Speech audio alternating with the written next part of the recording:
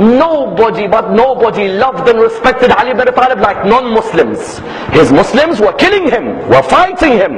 Ali ibn Abi Talib, the Christians and the Jews loved him and mourned him.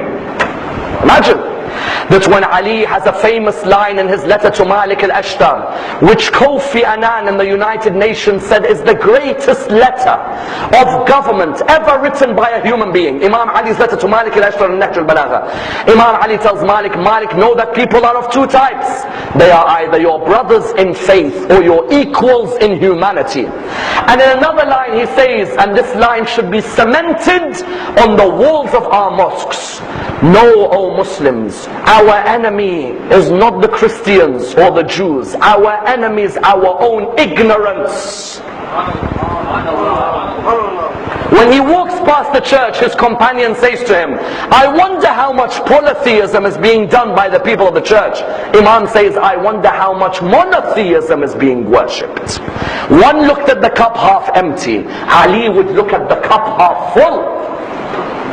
When he'd walk in the street, if there was a Christian begging, Ali would say, why is this man begging?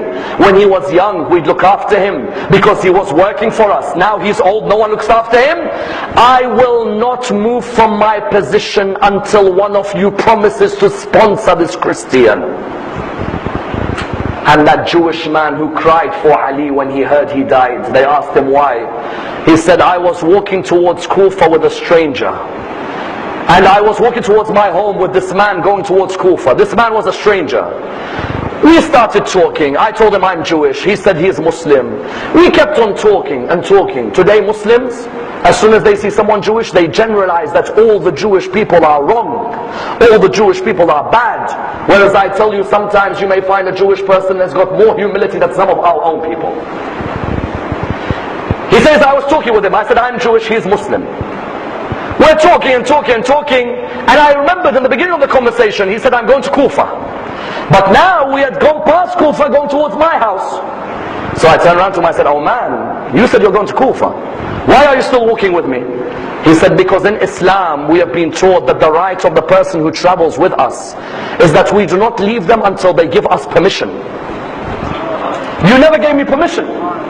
So I kept on walking to your house. He said, go ahead, I give you permission. Today I have learnt about your religion through your morals. The narration states that Jewish man, as Ali left, his Jewish friend came up to him. He said, how did you form a relationship with him? He said, what do you mean? He said, do you know who that was? He said, no, just one of the Muslims who lives as part of the empire. He said, that's the head of the empire. He said, Ali ibn Abi Talib? He said, yes. He said, the caliph of the whole Islamic state? He said, yes. He said, why did he come near the Jewish area? He said, would you believe, he said to me, the rights in Islam of a traveler is that you have to wait for their permission before they let you go. That morals of Ali ibn Abi Talib would continue until the day he died. And that's why after Ibn Muljam struck him, tell me which human being says, give water to my killer, he is thirsty? Which human says, feed my killer what you're gonna feed me? Which human says, give shelter to my killer in the way you've given shelter to me?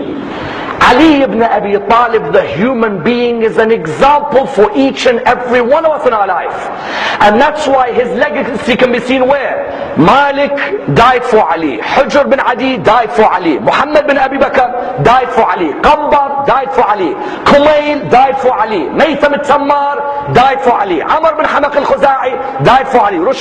There's not a single human except Rasulullah, who so many humans have given their lives because of the human being that he was. Ranjiv Gandhi would say, I would never enter a cabinet meeting in my government without a new minister being given Ali's letter to Malik Al-Asytar. Ranjiv Gandhi. Kofi Annan would say, that letter to Malik Al-Asytar is the greatest letter anyone has ever written. Ralph Emerson, the famous American philosopher, would say, no human can understand the essence of humanity like Ali ibn Abi Talib. How? He says, look at the mixture on one human being. In 1 minute he's a warrior, the next minute he's a leader, the next minute he's a man of knowledge, the next minute he's a man of philosophy. Have you seen a human being is rounded? He says, look at his words. Which human says, oh mankind, you came from a drop of semen and you leave as a piece of dust. You don't know when you came and you don't know when you're going. So why do you walk around like you know everything? He says, which human would say, mankind, know yourself, then you'll know your Lord? He says, which human would look at the peacock and say, the peacock is the clearest sign of an arrogant creation which is insecure? Because a peacock makes you look at its feathers because it's insecure about its skinny legs.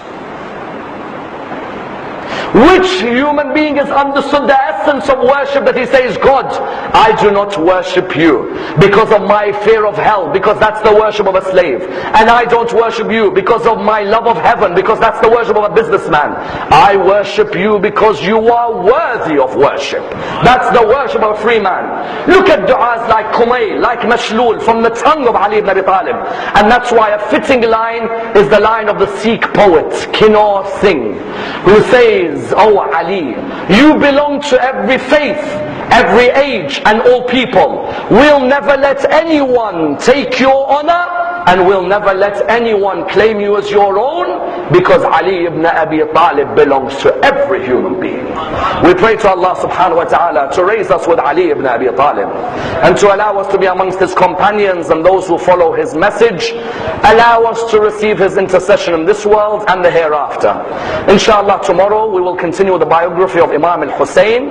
For as you know, Imam al-Hassan will be on the last night of the majalis in his wilada. Tomorrow will be the biography of Imam al-Hussein. Wassalamu alaikum wa rahmatullah wa barakatuh.